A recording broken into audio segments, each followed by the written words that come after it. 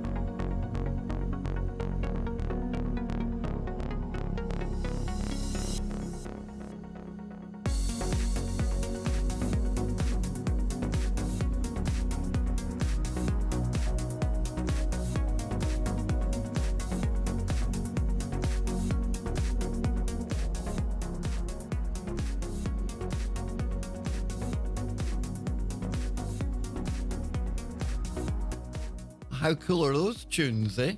Pretty cool. Now, how's it going, folks? We are back. We're almost live. No, we are live. Of course we're live.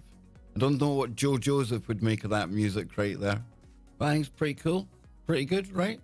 So yeah, safe space. Friday safe space.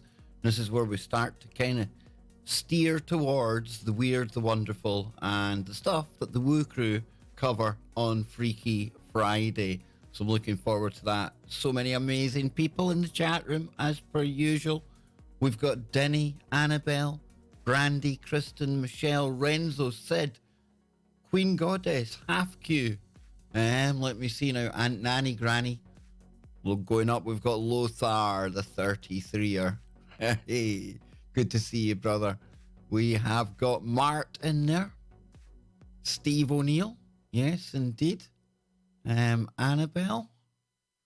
Lovan. Who else we got? Who have I missed out this week? Come on, you know I'm going to miss somebody out, right? Chris Tanner, a man insane. Where else? Mama Shaibul, thank you so much, by the way, Mama. Really appreciate it. And Anne said to give you a very special shout out. And you see, it might be my name on the show here, folks, but I'm certainly the first to admit that you couldn't do this alone. And although it's just the shoe and we get a laugh and things like that from time to time, you know, Anne is the one that has to put up with me here. like 24/7. And yes, sometimes I forget to mention, or appreciate what Anne does, not for me, but just to tolerate me. So yeah, thank you very much, Mama Shy Bull. We've got Susie in there as well. Lothar's blaming the Masons for something. It's going to be a good Friday, right? It's just off to the best of starts. And if I've missed anyone out there, it's not because it's intentional. It's just because I'm not that good at this. So then, how you all doing? All good? Yes, all good in the hood. I've got a massive cup of coffee to keep me going because we've got so much stuff to get into today. We have got some upcoming guests that I finally confirmed. Yay! I hear you all saying. I've been teasing you for a few days now, so we'll find out all about that in a moment. What else have we got? We've got a funny little story as well to really get us in the mood for the Freaky Friday build-up show here. The safe space. We turn down the lights a little bit. And then we go into some weird and wonderful technology news and the rise of the first cyborg, true cyborg. Now, you'll see what I mean when we get there, okay? Maybe over-egging it a bit, maybe not even the first, but we'll get there. There's been weird stuff with cattle getting whacked, and you'll know what I'm talking about when we get there. But then we start taking a look into the woo and the paranormal. And of course, we take a look at the weirds, dumbest criminals. But not only that, how about, the Matrix, or the creepiest crawlies from the Matrix. Yes, things that make your skin crawl. I don't know how I got this link. It was from the Dumb Criminals. So when the Dumb Criminals links to creepy crawlies, I've found some good ones, right? It's going to be a good day. So yes. So before we start off, I hope you tuned into last night's show with Ryan Gable. Absolutely phenomenal, but I have to say sorry to everyone for the way the show started. Don't know what went on at the back end here at all. It looked like it was working. To me, it looks exactly the same as it is now, and I believe it's working now. I hope it's working now. I don't see people leaving en masse today like I did last night. But eventually we did get it working, and I want to thank everyone for sticking around for that. And Ryan, he's different class altogether. So we'll find out in the next couple of days who's going to be winning his book. He was giving away one of his books last night. All you got to do is email Ryan at rdgable@yahoo.com and give him 10 forms of divination. And I started off the proceedings with necromancy.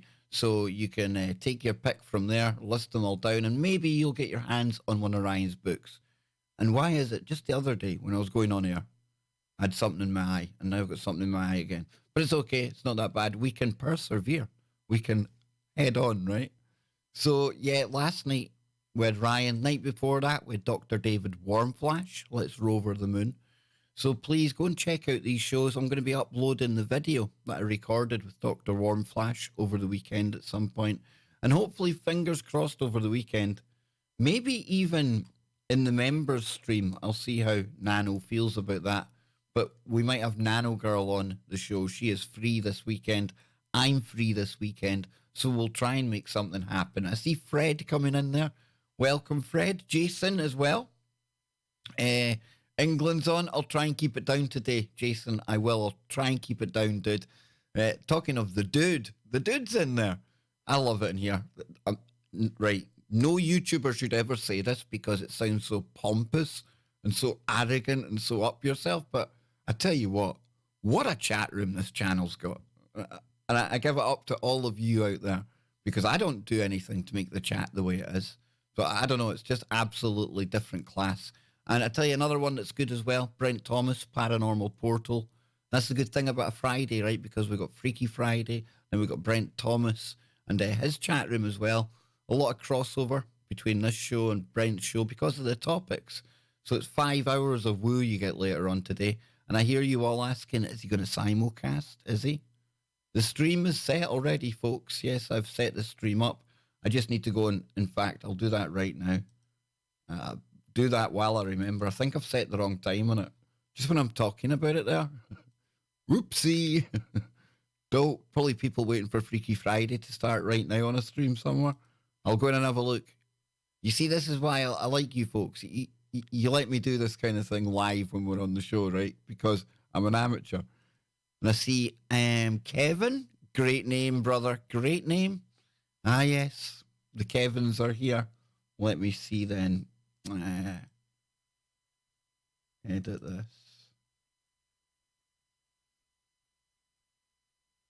Yep, I had said it wrong. There we go. There we go. Yes, Freaky Friday is set. I'll drop a link in the chat room for that. But remember, because Freaky Friday, the home is Truth Frequency Radio, I ask if you can open up a TFR link as well. Try and join that chat room too. Maybe you're on a PC, multiple windows open. And I tell you, you get the same vibe in there as you get in here. So yeah, big day of streaming, big weekend of streaming ahead, and a big show coming up as well. Yes, I've been teasing you about a Hollywood Insider here, a Hollywood Insider there. And this is thanks to one of you great viewers out there. You got in touch with me on email and you said, Kev, have you ever seen this person? And I hadn't. Never heard of this person before in my life. Never came across them or nothing. And that's no disrespect to them. Lots of information out there. Sometimes you miss people. But we are going to be having on Tiffany Fitzhenry. And anyone who doesn't know about Tiffany, she is the author of an Amazon #1 best-selling trilogy called The Oldest Soul. She's a speaker and a public personality. Tiffany Fitzhenry is a Hollywood whistleblower, prolific writer and independent producer.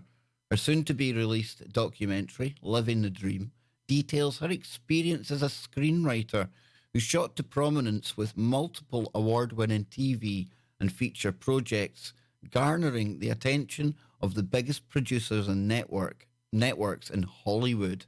Now, the film reveals the raw and unfiltered truth behind the scandalous Hollywood headlines, reminds humanity of the critical importance of storytelling, and asks the question, why does Hollywood even exist? Now, presently, she's working towards producing her latest epic or latest special pilot, Peaches, a half-hour TV series inspired by her life in the South with fellow Georgian and Grammy Award-winning multi-platinum artist Zach Brown. She also recently co-wrote and produced the short comedy Proof of Concept Day 8 and is looking toward funding and developing the feature. So with a full slate of projects, Tiffany is expanding her independent publishing company hierarchy into film and TV production with the goal of building a full-service movie studio in South Atlanta. So yes, I will be getting this young lady onto the show to talk to us all on the 24th of October. And I see somebody, Michelle, saying she just read her article about Ellen. Yeah, check out Tiffany over on Twitter. I'll put her link in the chat room for people right now. I'm looking forward to this one, folks. I'm looking forward to this one.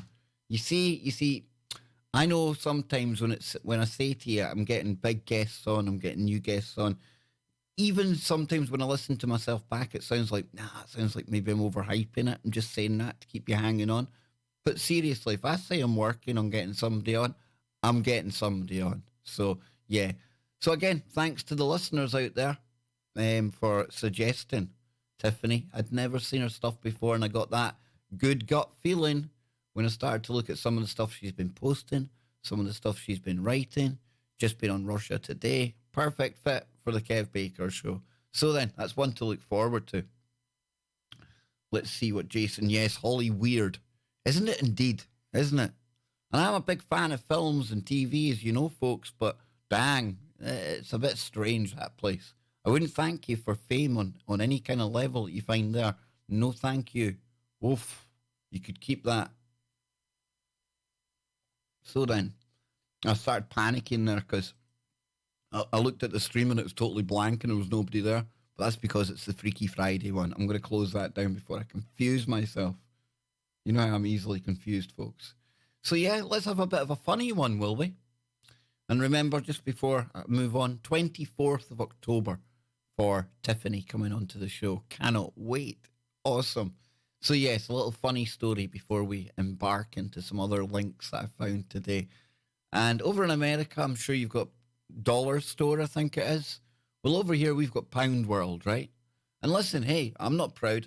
I've shopped in Pound World. There was one at my work when I was a security guard. It's quite handy for some stuff. Couldn't exactly feed the family out of there. If you tried, that would make for an interesting meal, I'm telling you. But no, I've seen a really great headline today. You see, there's some things that just make you laugh. You just see it and you think, that's brilliant. So, Pound World, how did Pound World make me laugh today? Well, get a load of this. Because muggled off, Poundland is offering Harry Potter style invisibility cloaks to customers for free. But all you get is an empty hanger. There it is there, look. Yes, the invisibility cloak. Yes, absolutely. I think that's quite funny. It says here, one of the tweets, I can't even work out if this is ridiculous or hilarious. And I'm with this one here. Pumpkin Spice Sam Shaw. Utter genius. Yep, brilliant. Okay. Right, I've been told I've got to get it onto live chat. Yes, I'm on live chat. Okay. I think I've done it quick enough there. Yep. So, yeah, I think that's pretty cool. I find that funny. I don't know. It says Poundland have released Harry Potter inspired.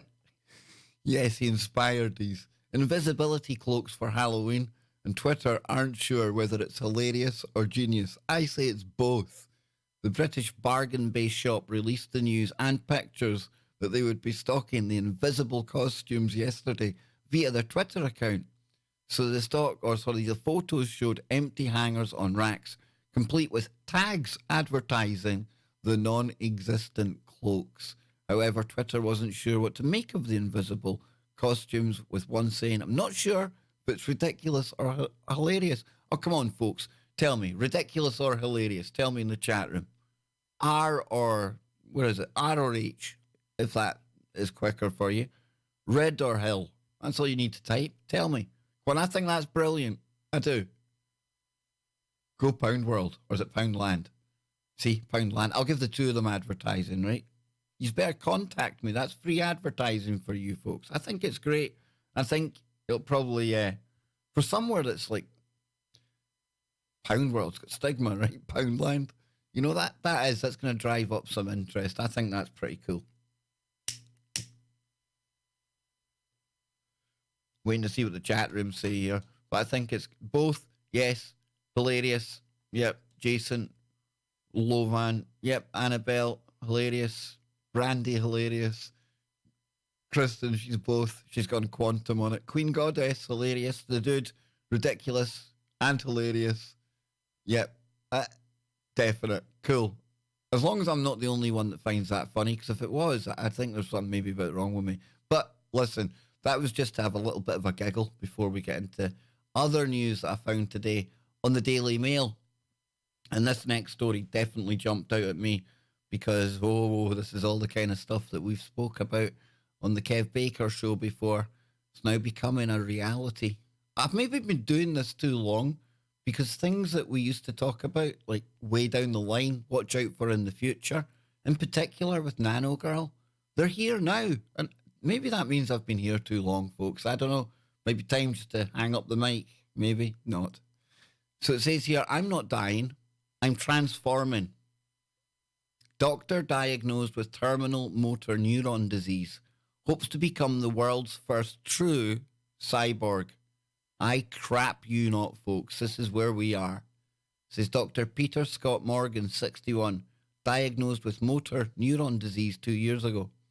Now, he decided to challenge what it meant to be human by becoming fully robotic. The doctor has an avatar of his face to show expressions if he loses muscle control. Now, this motor neuron disease is something that we've spoke about before. Footballer for Rangers passed away recently from motor neuron disease, and it is a big, big problem. And, if at any point, when we're reading through bits of this article, I laugh about the whole cyborg thing, please understand it's not to do with the illness or this, it's the topic in general. Here we are literally on the cusp of becoming something new, but here's my question for you to all ponder, and you'll all have your own opinion on this, right? But when somebody is sick like this and it is terminal, You know, is it a substitute? Is it a way for us to continue in one way, shape, or form? And if that's the case, then because of free will, then should we really be knocking it? I'll leave you to think of that. I'll leave you to think of somebody paralyzed. They're already in a body that cannot move, stuck in their own heads, for lack of a more sensitive term. What's the difference between that and then being in digital form on a computer? Would the computer allow you more freedom to go places, albeit digitally? I don't know. I'm not trying to be controversial. I'm not trying to be smart. It's just things that are going to be popping up in conversations, especially when you hear that this is now happening. And this is the dream of all futurists, right? You know, human 2.0 end up in digital form. You know, with genetic engineering and CRISPR and things like that, we're not too far away from having some kind of subspecies anyway. You know, people may choose to have a baby that is genderless. It may be devoid of the true emotions, the things that really make us human, but it might have some kind of improved, increased capacity in the brain. I was having a laugh last night about baldies and how, you know, maybe their CPUs in here, they can work at a higher temperature because the heat can get out. You know, with genetic engineering, don't be surprised if not too far down the line we do start to see families, people opting to have one of these engineered new species. I don't know. You know me. Probably should write a sci-fi book. The intergalactic adventures of a traffic cone. A scientist who is dying from a muscle wasting disease is taking drastic steps in his bid to become the world's first true cyborg. Dr. Peter Scott Morgan, age 61, from Torquay, Devon, was diagnosed with motor neuron disease 2 years ago and told it would only take until this year to kill him. But instead of accepting his fate, he decided to challenge what it meant to be human and now hopes to create Peter 2.0. Wow. He is gradually replacing his bodily functions with machinery. An electric wheelchair now enables him to be upright, sitting, or laid down. He has banked his voice on a computer and had his voice box removed, and he is fed through a tube and has a catheter and colostomy bag attached to, so he doesn't have to eat or excrete.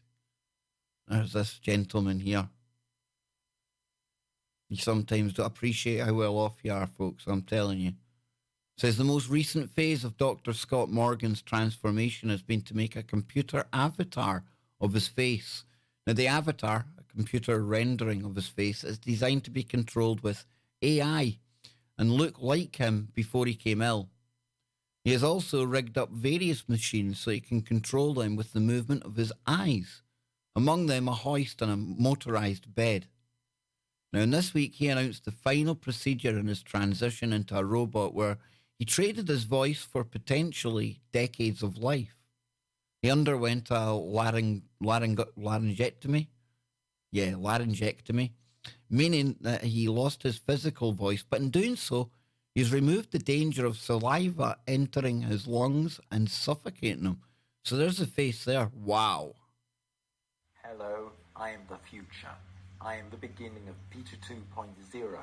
On the 10th of October 2019, Peter 1.0 will say his very last words.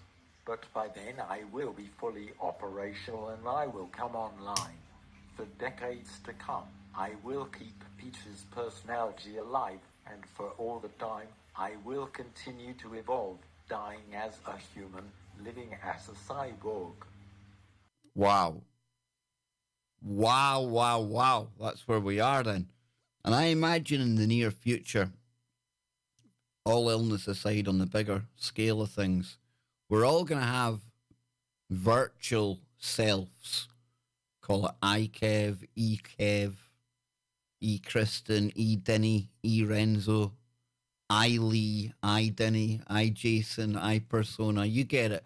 We're all going to have that. That's what I feel anyway. And we'll be able to literally be in multiple places at once because that digital copy of us will be learning from us every second of every day from our literal thoughts. You know, having that as a data set to learn from, it's inevitable that it's going to end up like you. In fact, paradoxically or really, really spookily, it's going to get more like you than you are. Wrap your head around that one, right? Damn, that definitely needs to go in the book. Write it down. I'm joking. So Dr. Scott labelled his final procedure as the end of Peter 1.0 with a post this week on Twitter and wrote, "This is my last post as Peter 1.0. Tomorrow, Thursday, October the 10th, I trade my voice for potentially decades of life. And who could knock that? Who could? That's a decision that only that man could really make. And wow.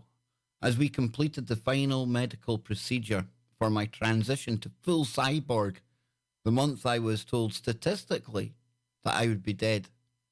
I'm not dying, I'm transforming. Oh, how I love science.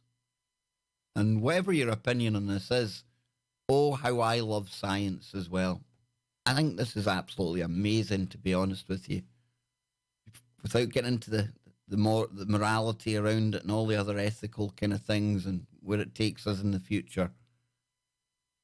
To think that we've got the technology where we have the ability to do this, and if we've done it once, you can bet there's been tests done that haven't been done publicly that's proven the science, like proof of concept, and whether it's illegal testing maybe in prisons or asylums or people that nobody really knows about, you know.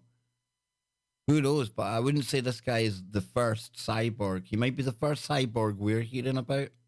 I could make a case for most of them in politics being cyborgs, but that's for book number 2 or 3.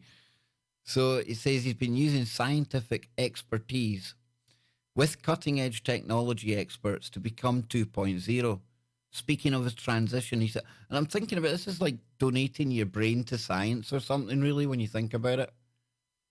You know, literally, like he says, I mean, the date they gave him, which we should never go by. I always hate that when doctors say, you've got 6 months to live, a year to live. It's almost like that puts it out there into the consciousness. It seeds it in your mind. And it almost has a really kind of, it's as if it starts the ball rolling, whereas if you stay optimistic and like this here, you decide to try and kind of batter on somehow, that in itself can sometimes make those dates that they give you meaningless. And that's not being critical of doctors. I'm not saying they're like ghouls, folks. I'm not like condemning you or anything, but you know what I mean. So it says here, speaking of his transition, I'm about to be turned into Peter 2.0. And when I say Peter 2.0, I mean a cyborg. And when I say a cyborg, I don't just mean any old cyborg, you understand, but the far most advanced human cybernetic organism ever created in 13.8 billion years. Now, there's a claim. I tell you what, man, Dang. I'm scheduled to become the world's very first full cyborg. So almost everything about me is going to be irreversibly changed. My body and brain. It goes without saying that all my physical interaction with the world will become robotic. And naturally, my existing 5 senses are going to be enhanced. Far more importantly, part of my brain and all of my external persona will soon be electronic, totally synthetic. From then on, I'll be part hardware, part wetware, part digital, part analog. And it won't stop there because I've got more upgrades in progress than Microsoft. Mine isn't just a version change, it's a metamorphosis. So the scientist is also be exploring eye tracking technology to enable him to control multiple computers using just his eyes. Among other things, this would mean he could control his own electronic bed and hoist it to help him move. That's amazing. So the eye tracking technology means that he could no longer wear contact lenses, and so he has undergone eye surgery to enable him to have the perfect vision at 70 centimeters, the distance from his computer screen. This dude's a genius. Again, whether you agree with the science or not, this dude's a genius. So it says these procedures will help him deal with any potential feeding. Where are we here? The scientist is also has a remarkable top-end wheelchair, which he said on Twitter is brilliantly engineered and allows him to stand, lie flat, and go fast. Now, he's undergone further pioneering surgery in what he believes to be the first ever operation of its kind, to insert a feeding tube directly into his stomach, a catheter directly into his bladder, and a colostomy bag directly into the colon. These procedures help him deal with any potential feeding and toileting problems, helping him to maintain his independence. However, he stressed online that this is an incredibly risky procedure for somebody with motor neuron disease. So I'll drop that in the chat room for people. You can check that out. I don't know. What do you think, folks? Yep, that's what I think, Lee. The future is now. Absolutely. I tell you, that's pretty weird, right? Pretty weird. I'm going to see what people are saying in the chat room to the world's first cyborg.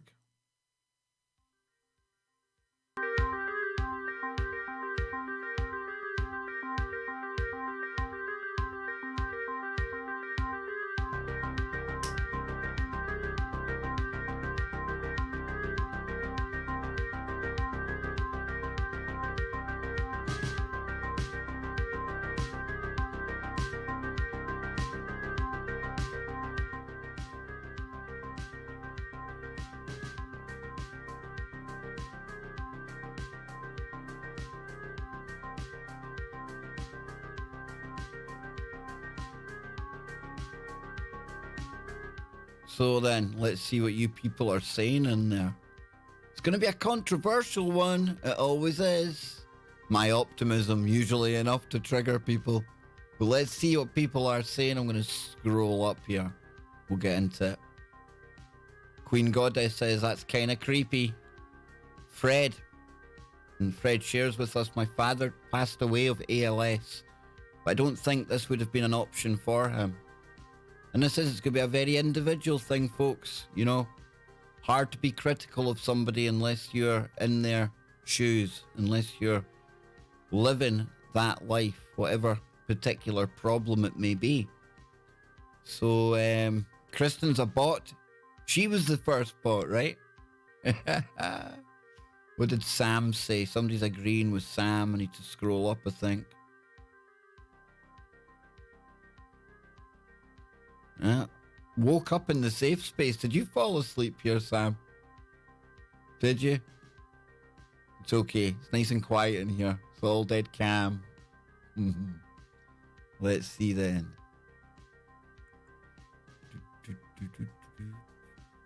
Yep. Sam says, I hope for that too, Renzo. If we utilised frequencies, we wouldn't need all those machines. And Renzo had said, work by Gerald Pollack has me hopeful that a good old organic biology isn't completely doomed. Scrolling down. You know, there's that Rife Technologies.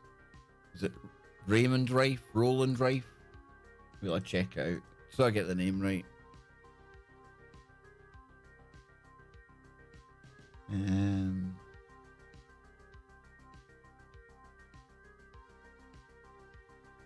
Somebody in the chat room's probably got it already.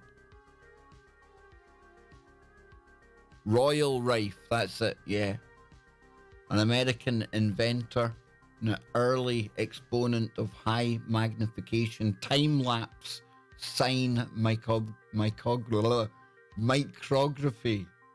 He's best known for acclaimed beam ray invention during the 1930s, which he thought could treat some diseases through vibration. Absolutely. Sidvich, member. It should come in. I think it should come in. Please come in, member. Do it. Absolutely awesome, brother. Awesome. That is such good news. We only need 21 new members, folks. And we will be there. Yes, indeedy. Yes, indeedy.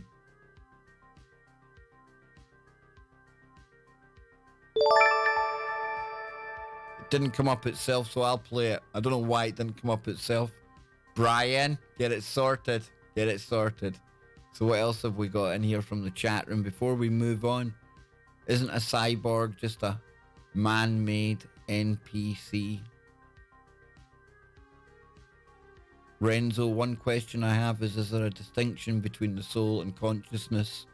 That's a question you might have for a while. I don't even think the very, very most qualified of scientists could even come close to answering that.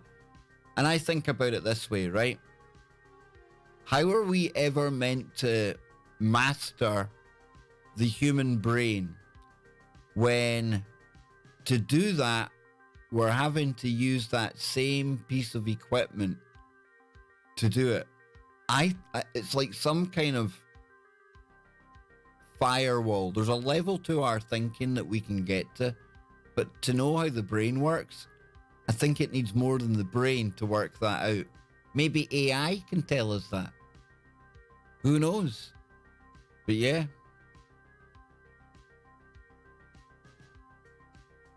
Well, it sounds to me like an explorer putting on flippers and a snorkel to beat their way through the jungle. Louisa, brilliant. Louisa definitely comes out with some really good stuff over on the Discord server. Don't forget, folks, you can be on the Discord server. All you have got to do is email me at kbsdiscord@protonmail.com. That's kbsdiscord@protonmail.com. So yes, we'll go back into the chat in a moment, but I want to move things on now. I want to go to another story. And not long ago, we had, if I scroll down there, yes, you'll see it. This one here, Extraordinary, The Seeding with director John Sumple. We were talking about alien abductions and things like that. Alien hybrid programs, and his documentary, Extraordinary, The Seeding. You have to check it out. But this kind of sprung to mind when just the other day, get this, Joe Joseph sent me a story. And this is where we start to get into how the old, or what I've entitled, cattle whacked. Yes, indeed. Strange things going on with cattle again, folks. Check this out. Not one drop of blood. Cattle mysteriously mutilated in Oregon. What is it with Oregon? As we can see here, pretty recent, the 8th of this month, just a couple of days ago. And Oregon is one of these places, I don't know. Not saying anything bad about it. It just seems to be there's like energies there, portals there, dare I say it. Yeah, we can see that. I mean, that looks like it's been absolutely cleaned out by some kind of vacuum cleaner or something. So it says, in the early morning light, dust from hooves created a fog at Sylvie's Valley Ranch in remote eastern Oregon. Cowboys whistle and talk low to their eager herding dogs. They're moving the cattle from one vast sage-studded range to another. And 5 young purebred bulls mysteriously showed up dead on the ranch this past summer, drained of blood and with body parts precisely removed. Now, this is absolutely textbook mysterious cattle mutilations. And they're mysterious because who knows exactly what's going on here. We could look at military, we could look at private corporations, we could look at off-world. And even then, are we really getting the full answer here? I don't know. We've got to keep an open mind on all of these. Treat every single one of these stories as a case-by-case kind of basis. That's the best advice I can offer you. I can't tell you what's going on with these. Can't tell you at all. I wish I could. And this here, cattle mutilations, this comes into my, definitely the top 10, top 5 subjects, I would say, for like mysterious woo. And can we ever get closer to the truth? I don't know. But it says here, the ranch's vice president, Colby Marshall, drives his truck down a U.S. Forest Service road. Well, that's interesting as well. Why is that interesting?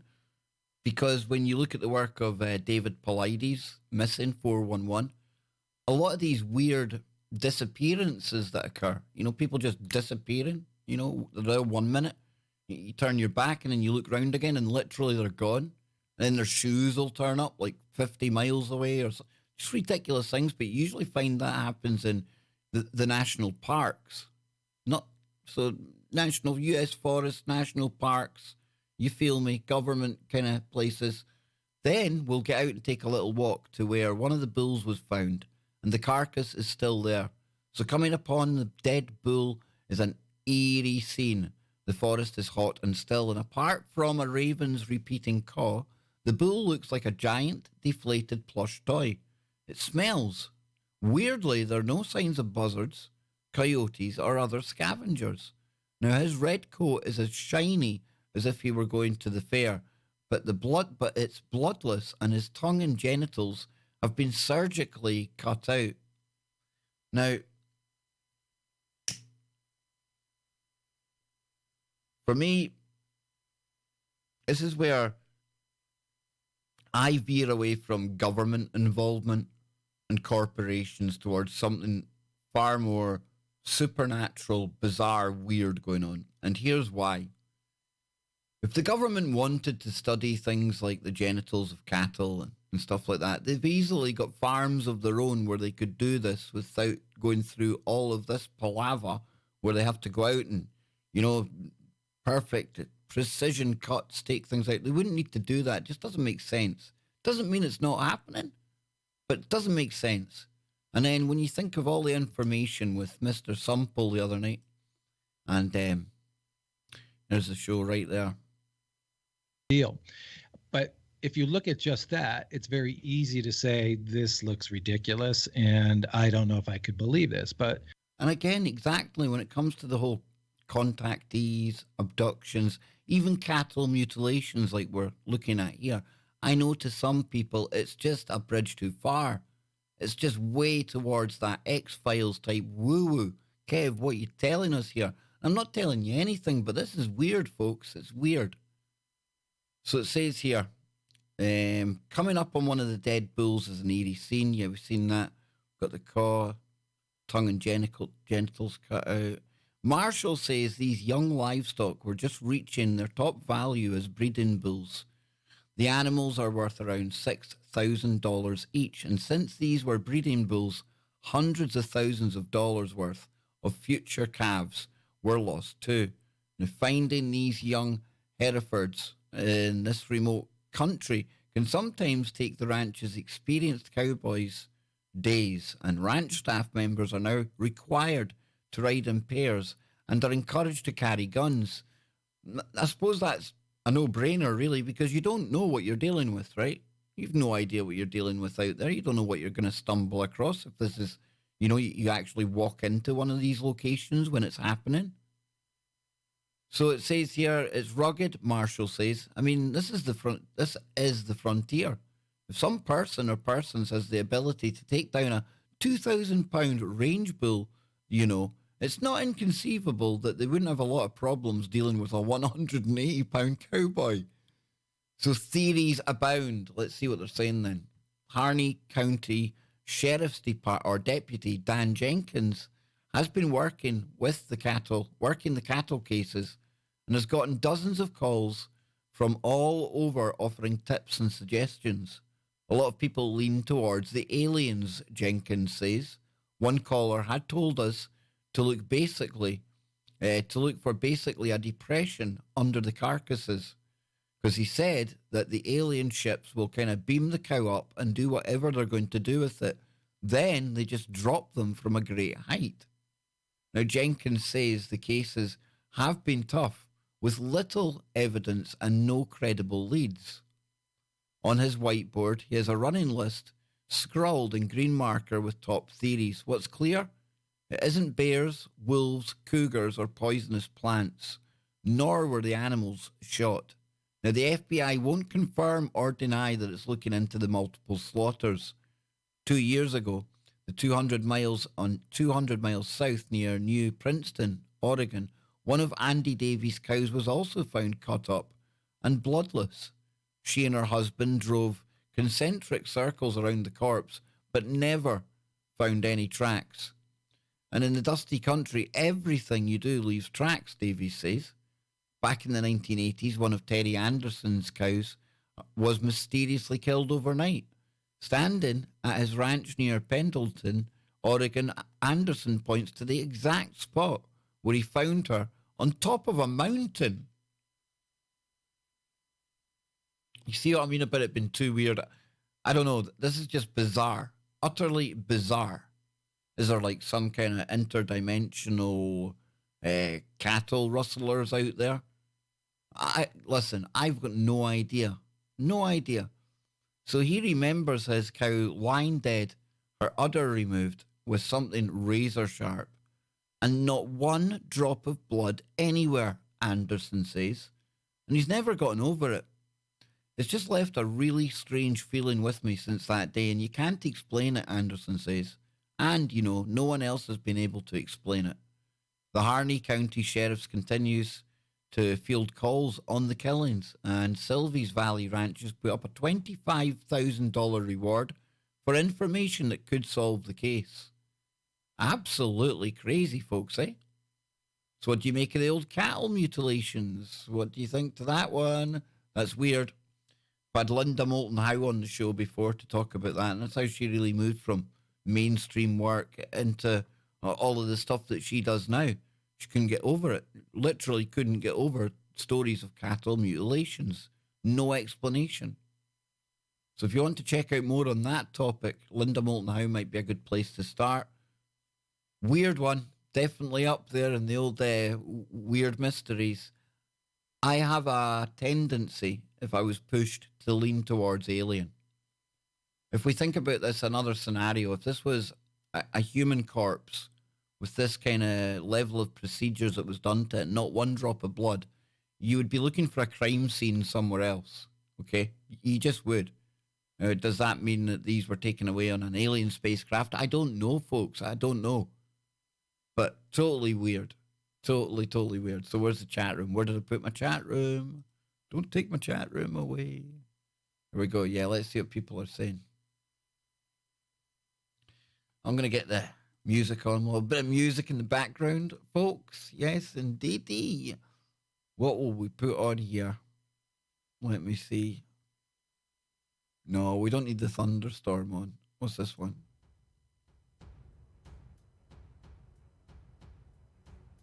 That's pretty poor. That'll do for when we're in the chat room. I like that. We like it. We like it. Okay, so what are you saying, people? What are you saying? Cattle mutilations? Am I off my head?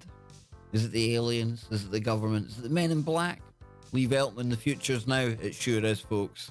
It sure is. Alright, let me scroll down here. Whoa, I'm way behind in the chat room. And I am on live chat, everyone. If you're not on live chat, please remember to get yourself on live chat. It's the only way to roll, okay? Or else you'll get shouted at. I'm only joking. Okay, so .457 says government has technology far beyond what people expect, also has contact with so-called aliens. Absolutely. But my thing is, though, Dot, they've also got farms and cows as well where they could just do it to them. And think of the logistics. Why? We'll just dump this one at the top of the mountain. It's weird, right? And I'm not saying they don't do it, you know. It'd be a good way to throw people off the scent, you know, making all this weirdness so people like me think elsewhere. I don't know.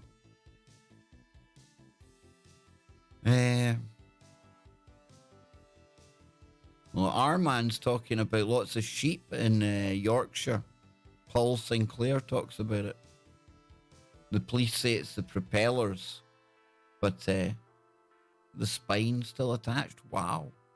Greys or alien AI doing transhumanism by studying the animals around those ley lines. Good idea, Philip. What else we got? I looked up what scares buzzards away. And it states that if trees are shaken before dark, they consider the area unsafe. Cool. Interdimensional organ harvesting for cloning and DNA merger of humans versus beasts. I like it, Philip. I like it. And again, I don't know. So anything goes. Anything is relevant. Nancy, it's supernatural. Definitely weird, right? Aliens run from me. I implant them. That's half Q. Only in Wales, man. Vel Curve, a big hello to you as well. Yes, indeed. The Bempton Werewolf, Armand says. Well, I'm going to write that down, Armand. You know why? Because myself and Scotty Lopez agreed that it's about time we done some, like, cryptozoology on the show. Like the weird beasties and supernatural things. So, yeah. What was that, Bempton?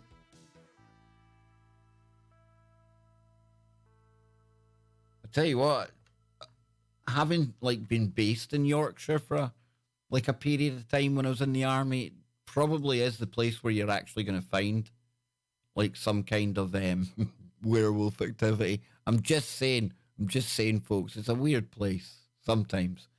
But no, I'll check that out. So yeah, cattle mutilations. And I don't expect they're going to go away anytime soon, right? This is going to be one of these things, one of these mysteries, one of these topics of woo that we keep on coming back to. And it's moving into that woo now, even deeper, because we're looking towards Freaky Friday a little bit. I'm looking at the time here, and I know, Jason, I know you've got the England game coming up, right? I'll be off by then. Don't you worry, brother. I've got your back, man. I've got all your backs out there. I hope you know that. Where are we? But the thing is, folks, if you're ever in a situation where you need me to have your back, then the situation's gone too far already. It's gone too far already. I don't know. Yes, make sure you tag me. Have a look in the crypto page in Discord. Jason, I certainly will, sir. I certainly will. And we'll be getting into that on Freaky Friday later. Go to the channel page. The link is up. And I'll drop a link for the Freaky Friday before we leave today. And don't forget, it's on TFR Live, the home of Freaky Friday, the home of the Kev Baker Show. And it would be doing me a real big favour if you could also check out the website if you're going to watch the simulcast. So then, and don't forget as well, while I'm talking that way, Brent Thomas, he'll be on the Paranormal Portal, again, simulcasting, TFR and YouTube. So not 1, not 2, not 3, not even 4, but 5 hours of good woo coming up later on today. Midnight in the UK, so technically it's like Strange Saturday. And I never broadcast Freaky Friday on a Friday, but only in the land of Kev Baker, right? So it's 7 p.m. on the East Coast, 4 p.m. on the West Coast. And I expect you all to be there nice and early. We'll be here 5 minutes early on the stream. And then we'll join the mothership, TFR Live, at midnight. So then, what else have we got? Well, Scott Lopez, man, was that a show yesterday with Scotty Boy, eh? That's Still Cemetery. Really so much woo there. And of course, a lot of it down to the fact that it's reportedly one of the gates, one of the circles to hell. And I should really, if I'm talking about this kind of stuff, it's almost like a tradition around here now. If we're talking this way, I have to scare myself with the periodic thunderstorm, okay? So you can see, watch me closely, not too closely, that'd be creepy, but watch, see if you can see me jumping time to time. I do it. Even I know I do it. So then, get on with it, Kev. Yeah, we had the portals yesterday. But today we've got the mystery of the legendary Well of Souls. And this comes from the Perfect Freaky Friday entree, the website that is Mysterious Universe. And it's not Nick Redfern today, no, it's Brent Swanser. So the Well of Souls, I hear you asking. I asked it as well. I had no idea what this is. But it says, located on the Temple Mount in the old city of Jerusalem in Israel, lies one of the oldest places of known Islamic architecture, a shrine commonly known as the Dome of the Rock. Now completed in 691 to 92 AD, It has a long history, and although it has been destroyed and rebuilt several times over the centuries, whoa, brother, thank you so much. Honestly, that is so kind of you, Philip.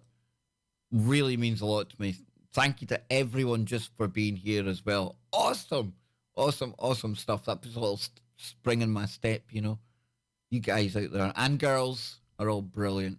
So it says here, it was rebuilt several times over the centuries, and it remains an important and unique piece of architecture.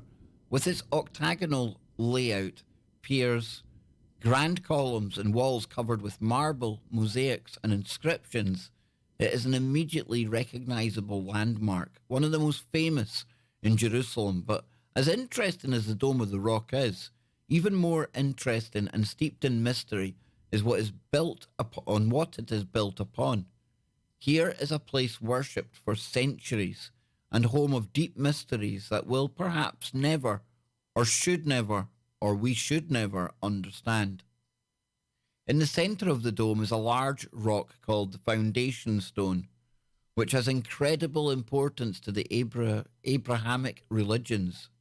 It is said that God created the world and Adam, the first human being, from here, and that it serves as a spiritual junction or portal between heaven and earth, called the Axis Mundi, and also the Holy of Holies. Now, because of this, in Judaism, it is believed that the power of God on earth is strongest at this one point where he manifests the most. And it is this reason that the Jewish face that direction when praying the Amidah, or sorry if I pronounced that wrong, folks. I don't mean it, disrespectfully. It looks like Amidah, which is the central prayer of the Jewish liturgy. Now, the foundation stone is also an important location for Muslims. It is believed that it is from here that the Prophet Muhammad begun his fabled night journey aboard a winged mule-like white beast called Burak. And remember all that woo when Barack Obama was getting elected? I remember all that woo. Yep.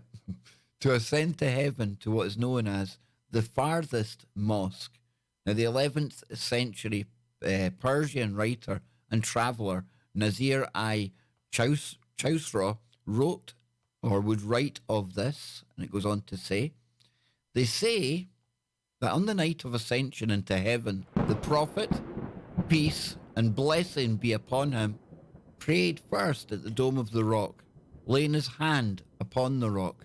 As he went out, the rock, to do him honour, rose up, and he laid his hand on it to keep it in place, and firmly fixed it there. But by reason of this rising up, it is even to this present day partly detached from the ground underneath. Now, the foundation stone, so they're trying to say that's like detached from the ground, like it's levitating. So the foundation stone was also important to the Knights Templar, who had their headquarters there for much of the 12th century and identified the Dome of the Rock as the site of the Temple of Solomon. Now, the foundation rock is considered to be among the most important and revered religious spots in both Judaism and Islam. But while the rock and temple themselves are still embroiled in mysteries and differences of opinion as to the true significance and histories, even more enigmatic still is what lies below the site. Down in the earth beneath the foundation stone, past a hole in the upper portion, is a subterranean cave known as the Well of Souls, also sometimes variously called the Pit of Souls, Cave of Spirits, the Well of Spirits. Now, the cave is accessed by 15 steps that descend into the gloom to a passageway adorned with prayer niches devoted to the biblical figures David and Solomon, which leads to the main chamber. Now, this chamber has 2 shrines on either end for the biblical figures Abraham and Elijah, and there is a shaft that leads up to the hole of the foundation stone above, its purpose shrouded in mystery. Now, the stairs and passageway to the Well of Souls are believed to have been created by the Crusaders who recaptured Jerusalem in 1099 and turned the Dome of the Rock into a church. And the cave itself may seem interesting, but ultimately nondescript, yet is absolutely pervaded with myths, legends, and mysteries. Now, this mostly lies not with the cave itself, but what supposedly lies underneath in another cave system below, which is said to be the true Well of Souls. Now, the legend from which it gets its name comes from the medieval Islamic legend that it was here where the souls of the dead would come to languish as they awaited their fate during Judgment Day. And it was long said that sometimes the screaming and wailing of these souls could be heard emanating from it. Muslim traditions also claim that this cave is the literal center of the universe and that under it is a bottomless pit through which flows the rivers of paradise. Interesting how both belief systems, you've got the Jewish belief system where it's the Axis Mundi, and you've also got this here with the Muslims as well, center of the universe. I don't know, find it interesting. In Jewish traditions, the Talmud states that below the cave is a great abyss that still roils with the waters of the biblical flood. And indeed it is said that Noah landed here, oh, we need Joe, when the great floods subsided. Now, in later centuries, the cave would gain prominence within Christianity as well, with the coming of the Crusaders, who were responsible for creating the entrance and passageway through the rock, and who called it the Templum Domini, or Temple of the Lord. To them, this cave was also a holy place, and the site of the announcement of John the Baptist's birth. Now, in addition to these myriad myths and traditions, one of the main mysteries of this significant cave is that there is indeed evidence of a larger chamber lying beneath the cave, although there is no known entrance to it, and it's a mystery what lies down there, as no excavation has been attempted for fear of damaging this very holy site. Theories on what could be in this hidden chamber include that it holds a literal bottomless abyss, and it is really where the souls go to await judgment, and it is the chamber where Abraham prepared his son Isaac as a sacrifice to God, and even that it is the final resting place of the lost Ark of the Covenant, the sacred vessel that supposedly contains the original 10 Commandments that God gave to Moses upon Mount Sinai. Now, some say that a great treasure lies down there, a lost city, or some fantastic biblical artifact, but it's unknown. No one really knows what is down there, and there is also a theory that there is nothing there at all. We will probably never know, as considering the cave's religious importance and the diplomatic and theological sensitive issue of exploring it, there is very little chance that anyone would dare go in and tear up the floor. The Well of Souls could hold wondrous and fantastical historical artifacts and marvels, the power of God, or nothing at all. And the question of what it contains is a question we will never likely get an answer to. Its mysteries buried in the gloom, as they always have, and perhaps always will be. Ooga booga. Yeah, interesting though. An interesting place, especially when you've got multiple religions out there that are like, it's obviously a key location to them. Very interesting indeed. And when you think about all the violence and all the struggles and all the fighting over that one bit of, real estate in the world, it does make you wonder just what significance it does hold.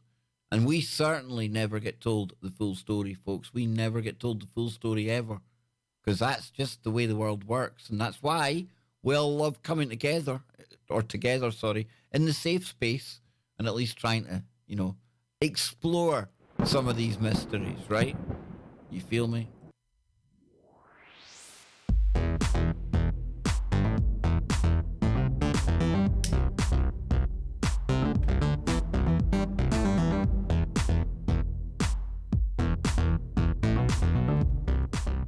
Don't panic, folks. I'm going nowhere.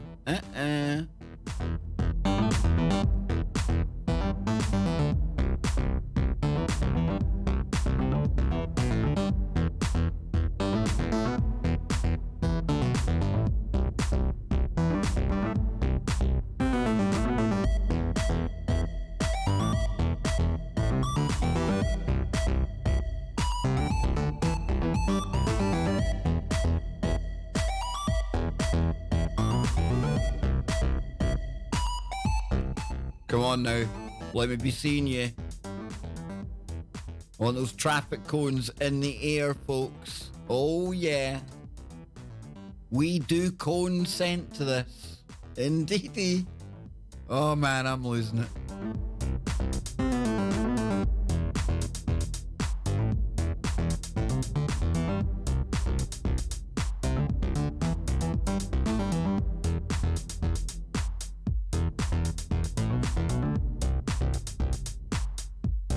So it's that time of the safe space where we gather around, we get kind of in a semicircle, and I get ready to tell you about some of the geniuses that are out there in this world that really should be a lesson to all of us.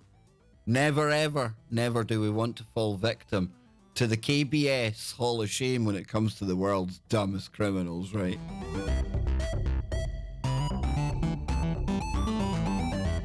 Okay, so is that Eli or Eli? Either way, it's a cool name. Buchanan, very Scottish as well. Kevy, it definitely sounds like female name, but you know, in this day and age, I don't like to assign gender, right? You know me, dead inclusive.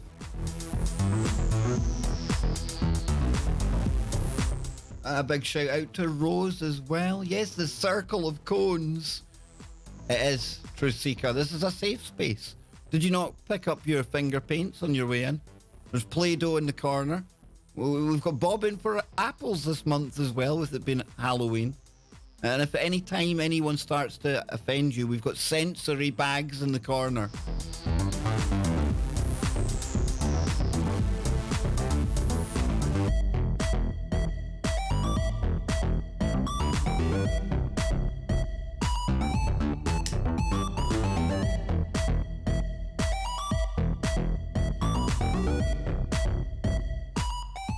Eli, I like it.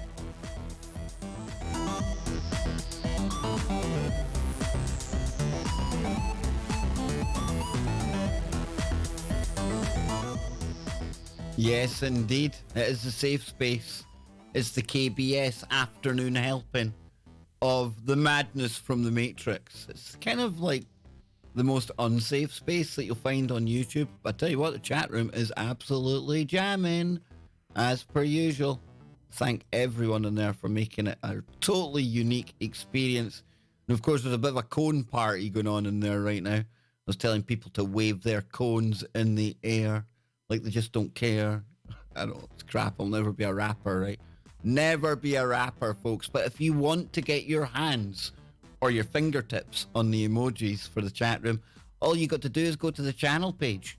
And you click the big, huge, not so shiny join button, and it takes you here. And this is where you have not one, not two, but 3 options to get yourself into the members section, the VIP lounge, as we call it on a Sunday here. And listen, it's all the same. There's no special perks yet for the premiums, but I'm working on it. We've got 4 premium members so far. I don't know whether they want to be public or not, so I'm not going to shout their names out, but a big thank you to everyone. 21 more members and we open up a new emoji. We will hit the 100 mark. I think hairy hands with the 100 in it. I don't know. But yeah, and I want to thank everyone so far who has become a member of the channel. So like I was saying, it's that time of day where we get into the ridiculous, the ludicrous, and the genius world of the dumbest criminals. Yes, indeed. We've got 30 here, but we're not going to do 30. We're going to take a look at the top 5. And from there, we're going to go somewhere else. Somewhere that's going to make you all creepy and crawly and horrible. But here we go, right? First up, and it does this by countries. I really like, oh, we have got a new member. We've got a new member incoming. It better work this time. Let's get that music down. Right, let's see, members. Come on now. Let's see if it works this time. Super chat worked right away. What's up with the members section? Come on, Streamlabs. Streamlabs, don't be doing this. What are you doing? Streamlabs. Well, Philip, either way, whether we get this or I have to play you one in a moment myself, a big, huge thank you for joining the membership here. And it's a good way for us to build the anticipation, waiting for the... I tell you, Brian's he's going to get a slap. Yes, I'm going to check the back end here. Not my back end. Don't panic, folks. It's not going X-rated. Not just yet. Not ever. Unless you pay me $5, I love you long time. Yeah, you see? Good one, good one. Members. So then, let's see. Is this all turned on? Enabled? Yes. Homer? Yes. Now, we don't want alert duration next time. Maybe that's what's putting it all wrong. Save that. I'll test it. It's going to work, isn't it? Philip, Sid, apologies for you not getting your on-screen emojis coming up the way you intended them to. But a big thank you for joining the channel. We're down to 20 new members we need now. You see, we're not going to be that far off it, folks. We're not. This is good times. Love it. And of course, my handlers at Google are going to be absolutely over the moon with it. You know that, right? So then, the world's dumbest criminals. 30 true stories of the planet's thickest thieves. They do it geographically, which I think is quite novel. It's quite cool. So number one, first up. Kev, read the chat. It won't pop out for members who upgrade. I forgot from last time, Dick. Okay. You see, all that orange caught my eye there. I knew there was a problem. I thought maybe we'd gone off air or something, but no. So we'll get some funny clown music on, shall we? Shall we get the funny clown music on? Yes, I think we will. Because we're going into the world of the weird criminals. These geniuses. Here we go. First up, we're going to Australia. And it says here, blow it up a bit. A would-be thief who broke into a Melbourne bakery found, for all his troubles, he'd been trapped inside a locked storeroom. Now he was captured on CCTV stacking containers, chairs and bins in a desperate attempt, turn that down a bit, in a desperate attempt, and you better believe he would have been desperate, to climb up onto the roof. Now cameras rolled for 30 minutes as he attempted to scale the pile, crashing to the ground at least 5 times, and the would-be burglar eventually freed himself and handed himself in. Psst, here are 7 places you didn't know had hidden cameras. So this website's quite cool. It gives you little spin-off stories, but we'll stick with this just now. Number 2. This is a good one. In Brazil, 2 burglars rifling through an apartment were disturbed by police, and they jumped out of a window with a stash of jewellery. Now, soon afterwards, the police picked up 2 men acting suspiciously. While in custody, one man became ill and he needed hospital treatment. X-rays showed the problem. 2 rings, a pendant and a necklace, all swallowed in haste. After swift surgery, the apartment owner identified the items and the police did the rest. Not the best move. And that jumping from the window thing, and I thought they were going to break a leg or something there. I don't know. But eating it was a nice try. And at least they cut it out, because if they had waited for it to come out number 2 way, imagine giving that back to the owner. Imagine giving him his nice shiny wristwatch, knowing where that had come from. You know, your wife's favourite necklace, knowing exactly where it had just been pulled from. That's just not nice. It's naughty. Stop it, Brazilians. So number 3. Did he look like that? That's pretty cool. In the United Kingdom, this is going to be a crazy one if it's the UK. We know that. A 32-year-old man was jailed for 3 years when he was found hanging upside down from a window after trying to break into a terrace house in Kent. Now, having been caught hanging literally upside down from the window of the house he was attempting to break into, he was left with little choice but to admit his crime and take the punishment on the chin. How hilarious would that be? You find them just dangling there. I don't know. I think that's funny. Never go robbing a place looking like this gentleman here. Kev Baker's crime tips. Don't go looking like that. So in the United States, now obviously the idea to rob a bank has crossed the Illinois resident's mind, but he failed to think or logically think it through. The 40-year-old man walked into the bank, handed the cashier a threatening note that read, "Be quick, be quiet. Give your cash or I'll shoot." Now, the bank teller obliged and handed him $400, but the thief had overlooked the fact that his message was scribbled on a piece of his payslip. Detectives found the other half of the payslip outside the bank, complete with the bank robber's name and home address. Oh, dear Lord. Not a genius, that one, is he? Nope. Number 5, Croatia. Crazy over there. Modern technology foiled this felon when he and a mate were found with 103 grams of marijuana in their car. Now, while they were at the station for questioning, a third man sent a text message to one of their phones saying, "Water my weed, please." The police went to his place and found a small backyard plantation. The driver was convicted of possession and the intention to deal in drugs. His 2 friends were let off due to a lack of evidence. Using modern technology for that kind of thing, like mobile phones and that, kind of crazy, I think. Back to Brazil. One local thief had a high standard but poor follow through. When Wellington Silva Oliveira robbed a cook, taking his wallet and his watch, he was upset to find the watch wasn't quite what he wanted. So he kept the money, but he returned the watch, claiming it was a fake. But his victim hurried to report the mugging to police. Oliveira stopped to play soccer at a nearby field, where he was still playing when the police arrived and arrested him. Wah, wah, wah. Yeah, genius. United Kingdom. This dumb criminal left behind a vital clue at a house he'd broken into. His mobile phone with a photo of himself on it. He was recognised by a detective investigating the theft. At first, the thief claimed he'd lost his phone and somebody else was using it, but this excuse fell through when the stolen goods were found at his home. The 44-year-old was sentenced to 160 hours of community service. Community genius. Germany. One wannabe thief had obviously watched too much TV when the 29-year-old tried to break into his neighbour's flat by using his bank card. When he woke up the owner. Now, in the thief's haste to get away, the card snapped in half, leaving behind his name and account details. The victim called up and read us the details of the card, the police said. When we got to the burglar's house, the other half of his bank card was on the table. Why? Come on, think about it, thieves. So one thief got more than he bargained for when he reached into the window of a parked car and snatched a tote.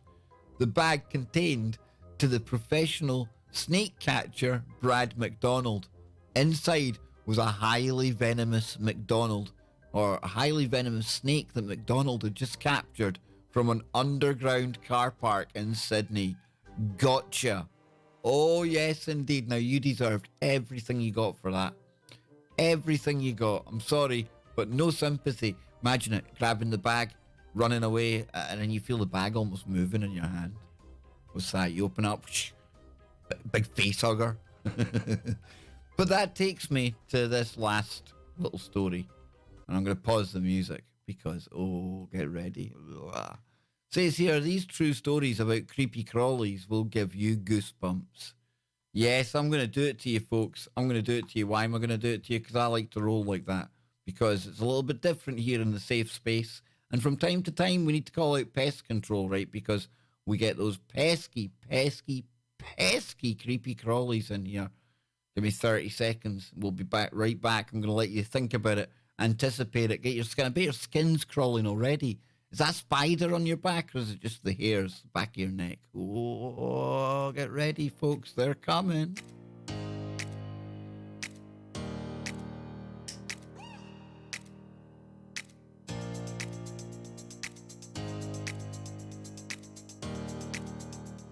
And Jason, look at that. I'm going to have you finished in perfect time for your football, man. That's how good we are here on the Safe Space. Yes, indeedy.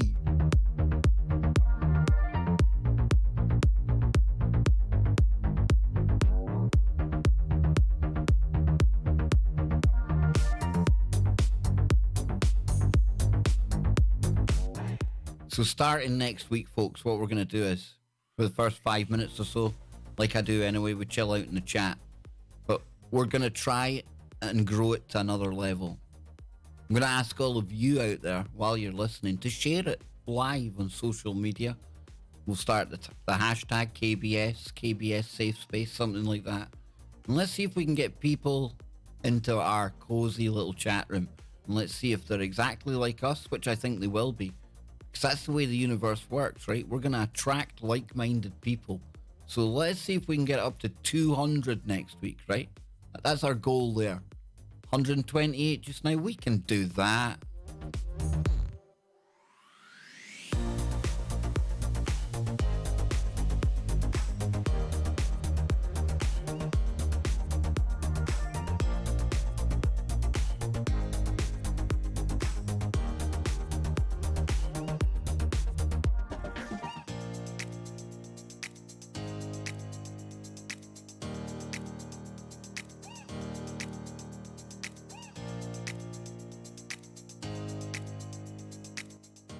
Yes, indeed. So then, he's all ready for the creepy crawlies? I hope so. I hope so. Oh, my word. Why am I doing this? Aside from all of you out there, why am I doing it to myself? Oh, no. Tommy Gunn! Good to see you, Tommy. Okay, then, are we ready? Are we ready, folks? Here we go. Yes. Oh, get ready. This comes from the Reader's Digest. In Canada, no less. I do end up on some really weird and wonderful little websites from time to time. Do you like my little jar there on the screen? It was dropping in the memberships and the super chats. I like that. It's the simple things in life, eh? So yeah, big shout out to everyone. We're moving into the last story now. And don't forget Freaky Friday later. So that's outrageous. 3 stories about creepy crawlies that will give you the goosebumps. So when human beings and creepy crawlies collide, it can make for some pretty strange news stories. Oh, yes, indeed. Indeed, it's the kind of stuff that's like golden amber nectar for the Kev Baker Safe Space, right? Oh, indeed. Get ready. Hold on tight. Oh, honey. Now, there are certain sights one expects to see during a trip to the hospital. Nurses rushing down hallways, patients groaning in chairs. Honey dripping from the ceiling, however, isn't one of them. But that's exactly what people at Rockwood Hospital in Cardiff, Wales witnessed in August 2016 after more than 100,000 bees made their home in the facility's ceiling. The insects had been thriving there for about 5 years before staff noticed. Trickling honey is hard to ignore, and they had them removed. You'd think you'd have heard them buzzing like that. 5 years? Dang, and look at this thing that's coming onto the screen now. This is where it starts to get a bit uncomfortable. Look at this. I mean, you see when you look at like little insects and things, I mean, the smaller they get, the weirder looking they get. If you're looking for aliens, they're amongst us. Look at the insect world. But absolutely so well adapted to the tasks and the roles that they do. They might just be seemingly insignificant little insects, but dearie me, what a role they play in the circle of life right here on the planet. And the insect numbers in the UK are dwindling, folks. Or are they? Because always beware, the climate change propaganda is flying right now. But this year, the beetle goes on. Art can come from anywhere, even apparently from a beetle.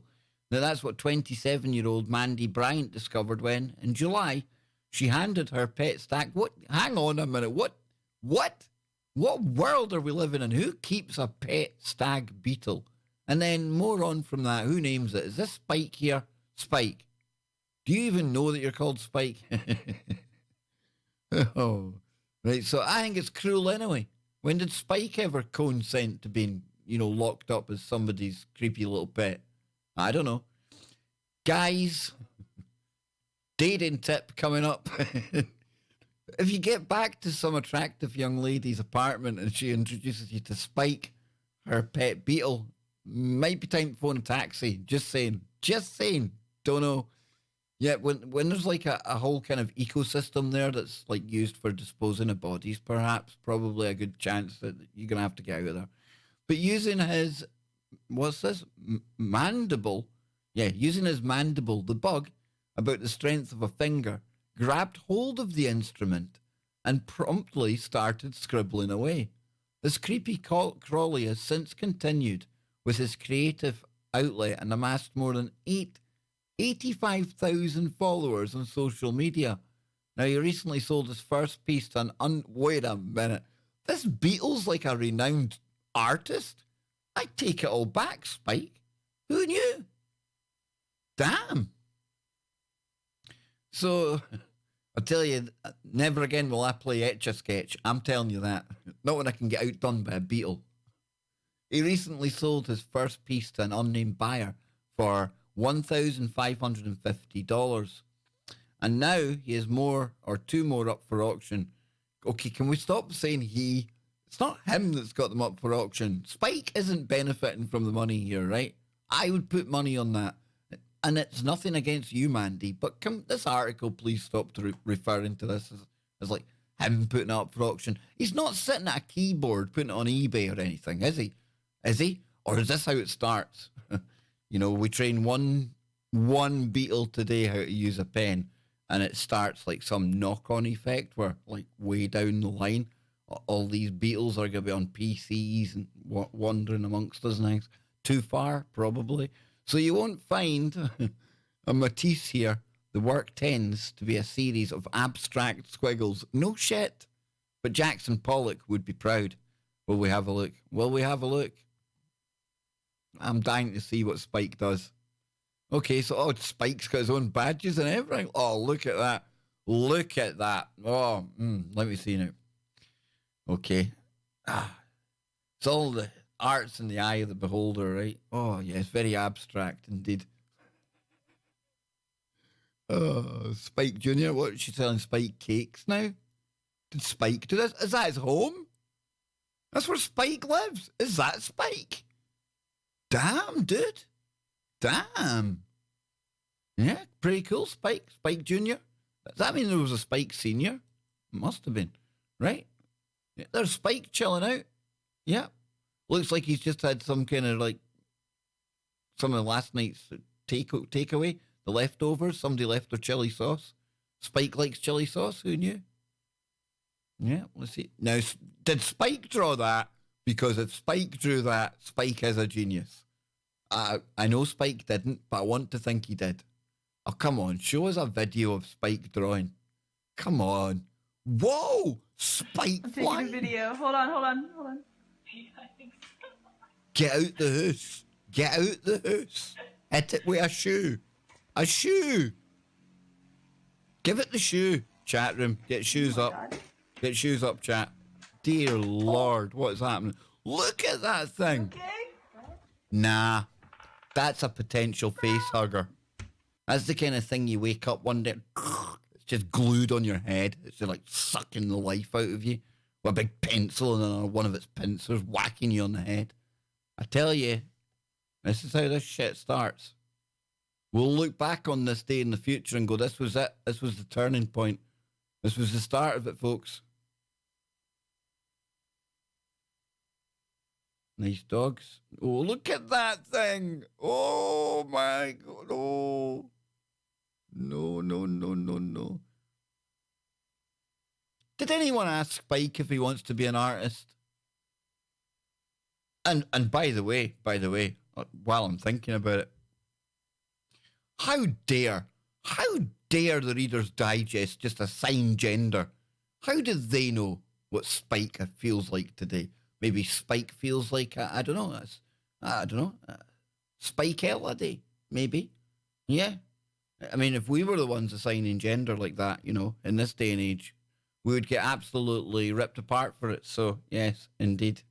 Yes, this is where we start the slippery slope, folks. when we're like start giving out like Turner awards to insects and stuff like that. Yeah.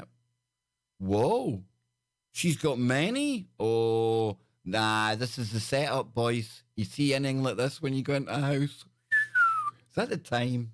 Damn, I've got somewhere to be. I need to be at the doctor's, but it's midnight. It's a special doctor. Out of there. Absolutely. What's people saying in the chat room? Not watching, just listening. Kristen's behind the sofa. Get the shoe out. Oh my God, it flies. I know, that was crazy. Let's go back and see it flying again. That was pretty disturbing.